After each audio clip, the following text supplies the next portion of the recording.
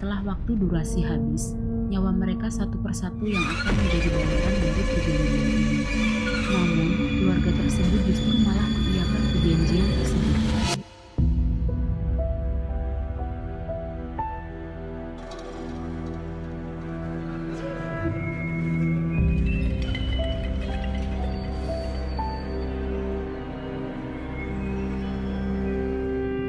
Halo guys, kembali lagi bersama saya Christina Anggraini di ARC Horror Story.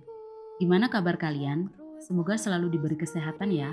Pada kesempatan kali ini aku akan membacakan cerita horor yang dialami oleh Kak Sabilal. Kisah ini tentang seorang pedagang mie ayam yang menghalalkan segala cara untuk membuat dagangannya laris, termasuk dengan menggadaikan diri dan keluarganya kepada setan. Tapi sebelum lanjut ke cerita, gue mau ngingetin buat kalian yang belum subscribe, jangan lupa subscribe dan tekan tombol loncengnya sebagai bentuk dukungan dari kalian. Dan agar kalian gak ketinggalan cerita-cerita selanjutnya di ARC Horror Story. Seperti apa ceritanya? Kita simak. Dan pastikan jangan mendengarkan sendirian.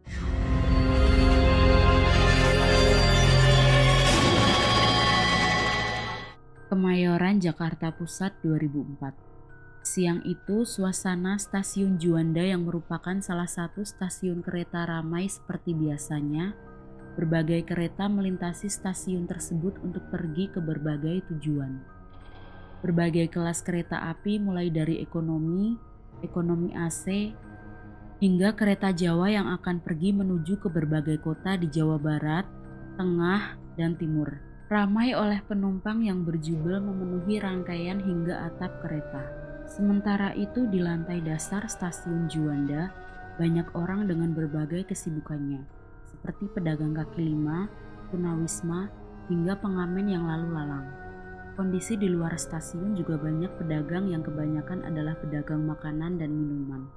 Saat itu, aku yang saat itu masih SD bersama ayah dan ibuku belum lama membuka kios kaki lima di pinggir stasiun Juanda. Orang tuaku berdagang bakso, mulai dari pagi hingga malam hari. Di sekitar kios milik orang, ada kuliner lain yang juga dijual seperti mie ayam, soto, es teh, ayam goreng, dan lainnya. Pada beberapa bulan, usaha orang tuaku tak mengalami masalah apa-apa. Sampai suatu saat ada kejadian di luar nalar yang sering orang tuaku alami. Baiklah, aku akan ceritakan sedikit demi sedikit kronologi kejadian saat usaha bakso milik orang tuaku berjalan. Mohon maaf dengan penulisan kata atau kalimat yang agak jelimet. Pagi itu, seperti biasa, ibu dan bapakku menyiapkan segala keperluan untuk berjualan bakso. Letak kios bakso orang tuaku yang di tepian jalan dan bersebelahan dengan berbagai kios makanan lainnya, membuat tempat berdagang orang tuaku termasuk strategis dan banyak orang lalu lalang. Pagi itu bapakku seperti biasa menyiapkan peralatan untuk memanaskan bakso yang sudah disiapkan sedari rumah. Ibuku beres-beres kios agar terlihat rapi sekaligus meracik bumbu untuk bakso nantinya. Pada awal-awal orang tuaku berjualan bakso ya kadang sepi, kadang ramai. Namanya dagangan ya seperti itu, yang penting disyukuri. Harga bakso saat itu adalah Rp4.000 untuk semangkok bakso, termasuk harga standar di tempat itu pada waktu itu. Bakso buatan orang tuaku termasuk enak, karena dulu bapakku merupakan seorang pedagang bakso yang cukup terkenal di kampungnya. Sehingga beliau sudah mengetahui bagaimana caranya membuat bakso yang enak seperti apa. Oh iya, bakso yang kami jual adalah bakso pada umumnya, yaitu bakso Solo. Orang tuaku berjualan sampai malam hari, yaitu sekitar pukul 8 malam. Biasanya orang yang makan di warung bakso orang tuaku adalah mereka dengan beragam profesi, seperti pekerja kantoran, pegawai kedinasan, warga biasa, hingga anak kecil. Selain bakso, ada juga makanan lain yang dijual di dekat kios orang tuaku, yaitu mie ayam. Dan mereka yang berdagang mie ayam ini sudah ada sebelum ayah dan ibuku membuka kios bakso di sini. Mie ayam yang mereka jual adalah mie ayam yang sangat legendaris. Mengapa aku bilang sangat legendaris? Karena kalau kalian membayangkan mie ayam dengan rasa paling enak, maka kalian mungkin akan membayangkan mie ayam paling enak tersebut berasal dari salah satu kabupaten di Pulau Jawa. Ya, sudah tidak asing lagi daerah tersebut terkenal dengan mie ayamnya yang enak. Kalau kalian ingin tahu bagaimana ciri mie ayam dari kabupaten tersebut, Biasanya gerobak mie ayam si penjual berwarna coklat tua polos, dengan penggunaan pelitur sebagai pewarnaan gerobaknya. Yaitulah salah satu cirinya. Memang sih benar, mie ayam dari daerah tersebut nikmat sekali. Soalnya aku pernah merasakannya.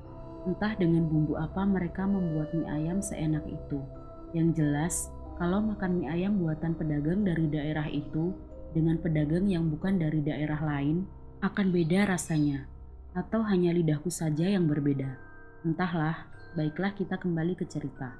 Mereka yang jualan mie ayam di dekat kios bakso orang tuaku merupakan orang asli dari kabupaten yang tadi kusebutkan di atas. Dengan suami istri, serta adik dari si suami, setiap dari kuperhatikan kios dagangan mie ayam mereka selalu ramai pembeli.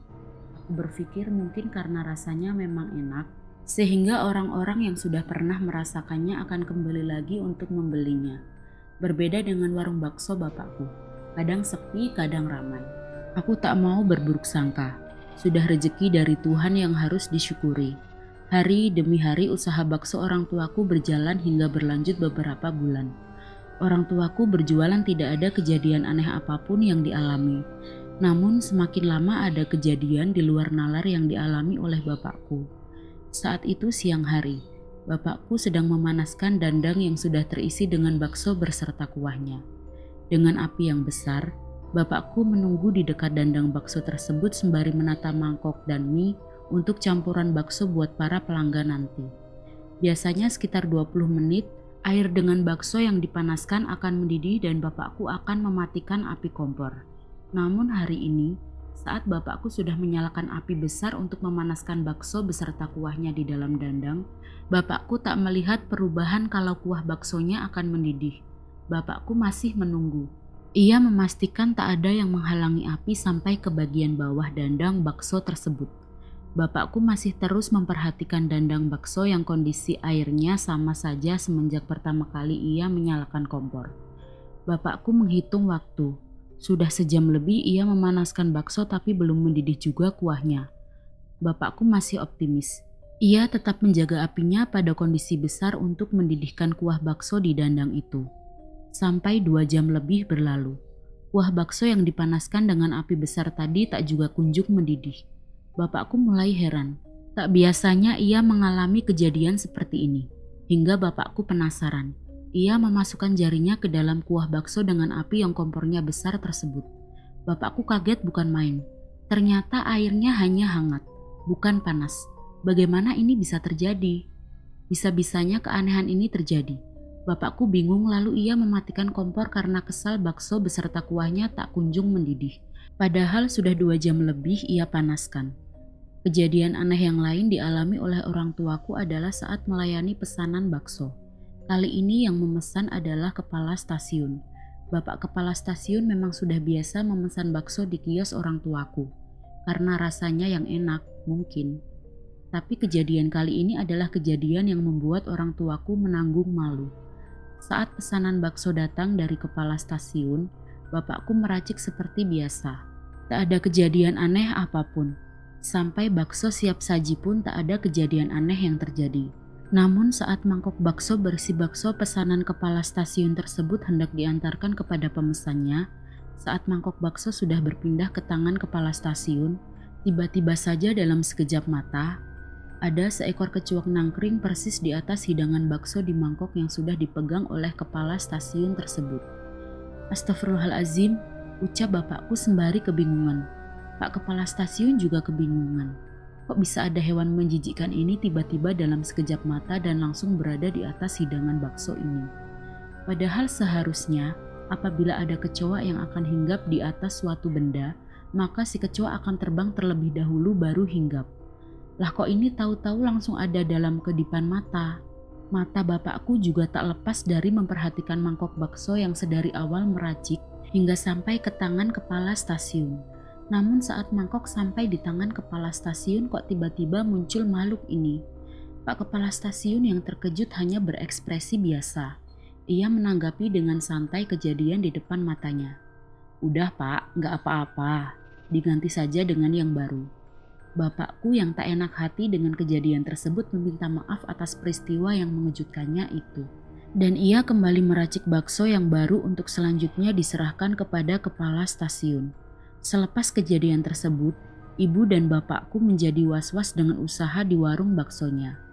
Ada apakah dengan dua kejadian ini? Namun orang tuaku tetap optimis. Mungkin saja ini hanyalah cobaan belaka dari Sang Pencipta.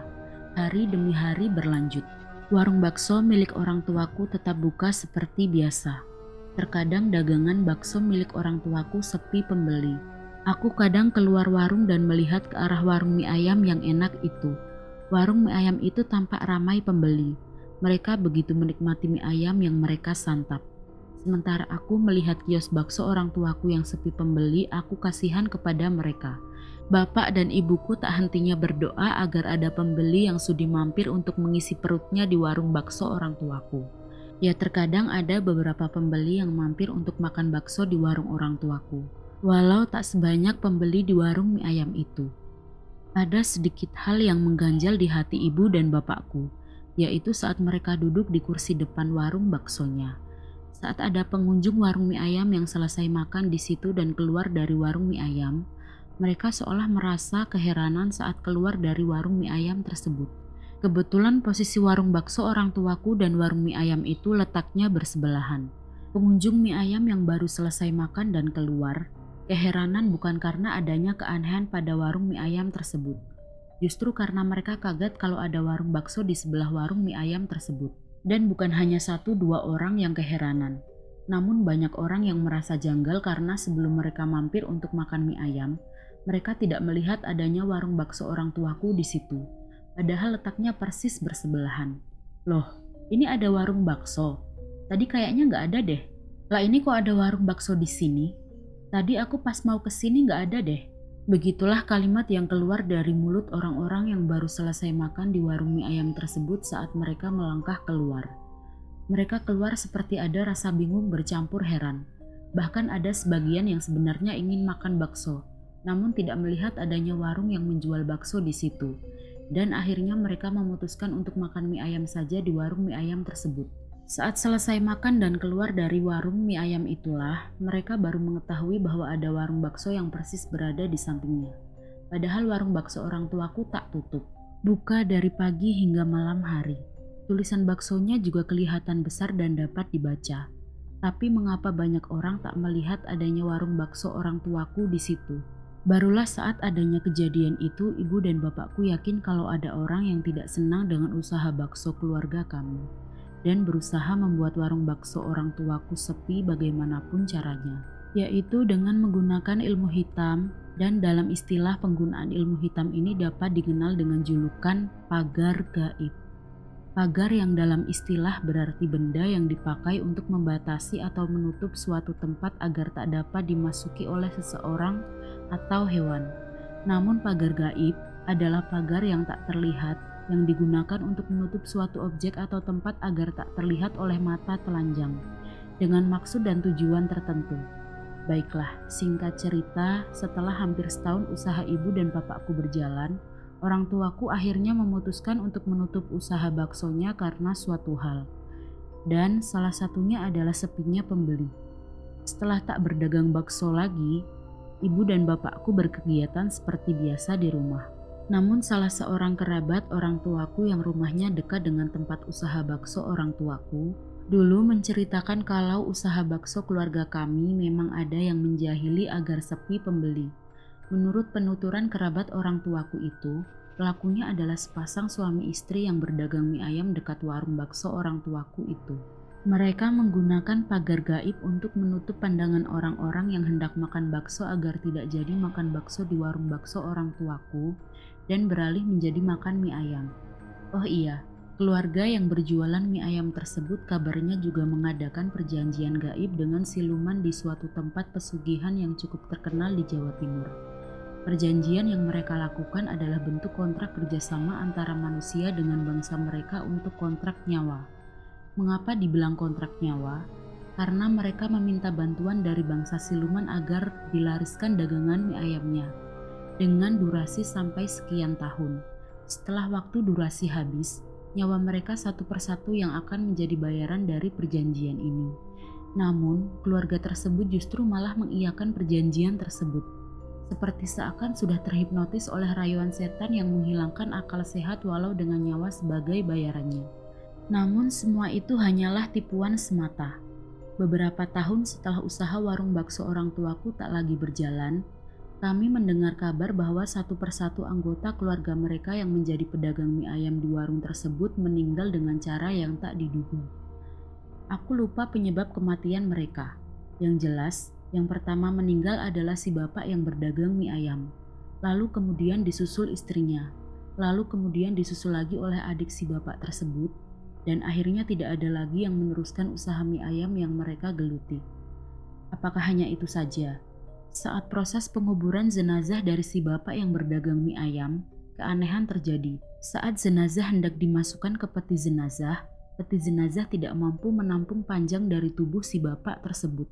Akhirnya warga berinisiatif untuk mengganti dengan peti yang baru. Saat peti yang baru tiba dan jenazah hendak dimasukkan, lagi-lagi peti menjadi tidak muat oleh panjang dari tubuh si bapak tersebut. Warga yang ada di situ keheranan, kok bisa begini? Padahal sebelumnya sudah diukur dengan teliti berapa ukuran peti dan tubuh si bapak. Tapi kok masih tidak muat? Akhirnya warga membeli lagi peti jenazah yang baru untuk ketiga kalinya dan sudah dilebihkan ukuran petinya agar muat dimasuki jenazah si bapak. Saat peti yang ketiga tiba dan warga berusaha memasukkan jenazah si bapak, lagi-lagi peti menjadi tidak muat dengan ukuran panjang tubuh si bapak. Warga yang berada di situ sampai beristighfar sembari keheranan mengapa ada kejadian seperti ini di kampungnya. Akhirnya daripada menunggu waktu lama dan menghabiskan banyak biaya, sesepuh dan warga kampung berinisiatif memasukkan jenazah si bapak penjual mie ayam walau harus dipaksa. Dan memang benar dipaksa walau harus ada anggota tubuh yang ditekuk. Karena memang keadaan tidak memungkinkan dan sudah 3 kali ganti ukuran peti namun tetap saja tidak muat. Dan proses penguburan dilanjutkan sampai selesai. Saat ini keluarga kami sudah tenang dengan usaha rumahan yaitu berdagang di rumah sendiri. Dan ternyata rezeki itu datangnya tidak jauh-jauh dari tempat tinggal kita. Karena dahulu saat berdagang bakso jarak rumah kami dengan kios bakso tersebut sangat jauh, sekitar 20 km. Sedikit atau banyak hasil dari kerja yang telah kita lakukan harus disyukuri. Karena tidak ada kekayaan yang datang secara instan tanpa adanya doa, usaha, dan tawakal kepada Tuhan. Pesan dari saya, jangan pernah tergiur dengan godaan mendapatkan kekayaan secara instan.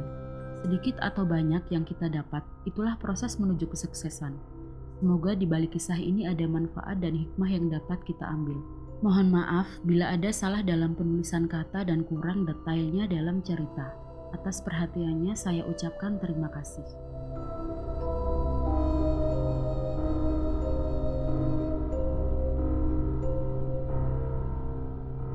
Itu dia teman-teman pengalaman yang dialami oleh keluarga Kak Sabilal NH.